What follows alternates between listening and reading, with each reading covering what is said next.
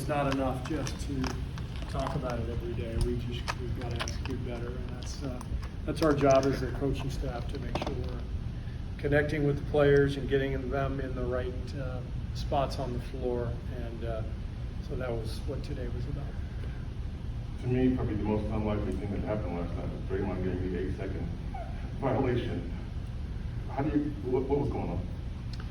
You know, you see it a handful of times a year, and it's usually just that, where there's no pressure on in the backcourt. And I find myself frequently, yelling, "Get it over, get it over!" And I did not do that last night. I was busy looking at what we were doing in the front court, and so it was one of those plays that I look back on, and I wish I had been paying attention to what was happening in the backcourt, and I would have yelled instructions. But just one of those plays that probably won't happen again all year. You had a couple of guys that got dinged up last night. Was everybody run today? Yeah, Damion has a shoulder contusion, so he's not practicing today, and everybody else is pretty good. Coach, is there a decision made on Kuminga potentially debuting tomorrow, or an update on his injury status? He's a possibility to go tomorrow. He's playing 3-on-3 right now, so we'll see how he comes out of this today. When will that decision be made? Probably tomorrow. Game time. Game time decision. Coach, on Bob Melvin moving on to San Diego, you shared a facility with him for 5 years. Any things that he taught you about coaching, especially over the stretch of 162-game baseball season, and anything you picked up from him along the way, or any stories to share on your time spent together in Oakland? Well, I'm a big fan. When Bob and I texted this morning, he's been a Bay Area legend. He's Cal Bear, obviously 11 years in service of the A's, and been a great manager, and just really sad to see him go, but happy for him and excited for his new opportunity. And he's just a wonderful guy, just somebody I really admire. Anything you emulated in his coaching, managing style? I think our demeanors are similar. He's got a pretty calm approach in the dugout.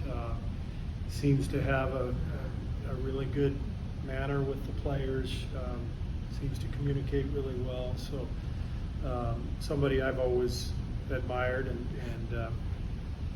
I think he'll be great for the Padres. I mean, they've got a really talented team, and it's got to be an exciting opportunity for him. Sorry for getting here late, Steve, but did you talk about Moses Moody yet? Can we assume he's going to play for G League tomorrow? He'll be in Santa Cruz tonight, playing, and then he'll be back tomorrow for the game. Okay.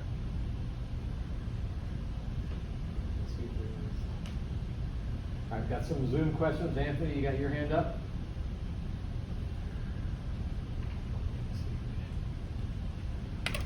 All right, let's go to some Zoom questions. Anthony, go ahead. Yeah, I guess I have just a couple quick ones. What do you want to see from Moody tonight beyond, obviously, just minutes for him? Just making good decisions, doing the right thing at both ends, being solid, which I fully expect, by the way. He's done that throughout camp. He's mature beyond his years as a human being and as a player. So I would be shocked if he didn't go out there and make good decisions tonight. It's mostly just about getting him reps, since he hasn't been able to play much with us yet. But I'm excited for him, and then excited to get him back tomorrow. Is Damion out, probable, questionable? Do you know yet for tomorrow? Questionable. So, yeah, if Damion were to not play tomorrow, Moses would get some minutes for sure. Got you. And then with Kuminga, do you know at all that once he debuts, do you expect to try to get him out there? Will he kind of be on the back end of the rotation?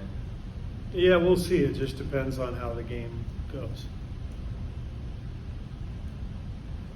Red James.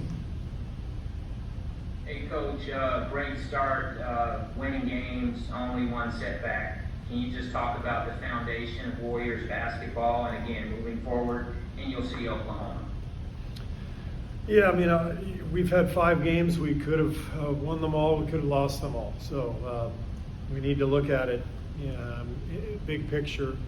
We're putting ourselves in position to win, but we can do a lot of things better. And I thought last night was a great game for us in terms of really seeing our mistakes on tape, seeing where we let the game get away from us. It's great to feel that early in the season when you can learn from your mistakes and hopefully grow from them. So I feel good about where we are, and it never feels good to lose, but if you're going to lose, you need to get better from losing, and I'm confident we'll get better from that game last night. All right, Christos? Coach, hope you're doing well. I have an again under what improvements do you expect to see from your players? How important is bounce back after the last week?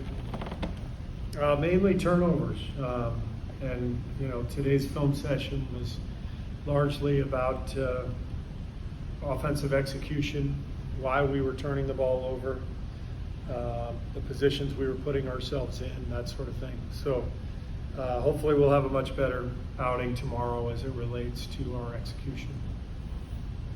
Great, Mark Haynes?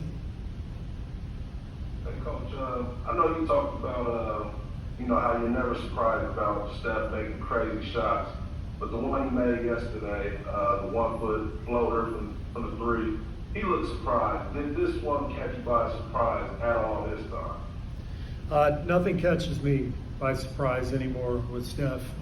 It was a 2-for-1 situation. If anything, I was surprised at his reaction to making the shot. I know a 1-footed runner 3 is not a common shot for anybody, but I fully expected that shot to go in. So his reaction was more surprising than the shot itself.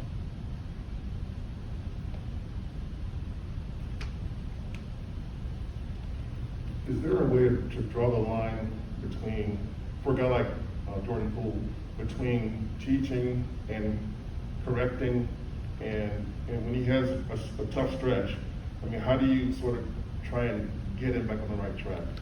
Yeah, that's the job.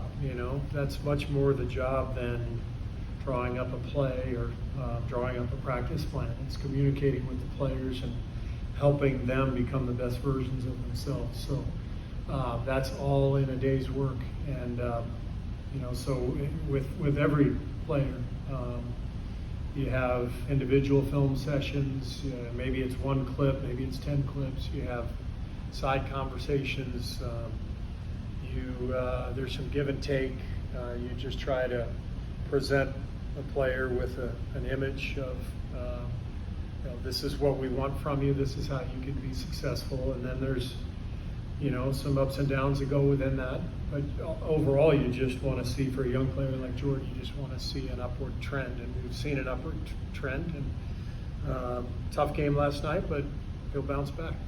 He's gone in 10 months from being in the G League to starting an NBA game for a team that won its first 4 games. Can there be an amount of or degree of internal pressure that comes with that you have to be dealt with? Yeah, of course, but that's what the NBA is about. There's pressure on every single player, every coach, GM. That's part of it, and so navigating that pressure, understanding how to deal with it is a big part of becoming a consistent, productive player. And Jordan's doing a great job of navigating everything. Cool. Thanks. We'll have a couple guys up here shortly. Steve would have been hot today.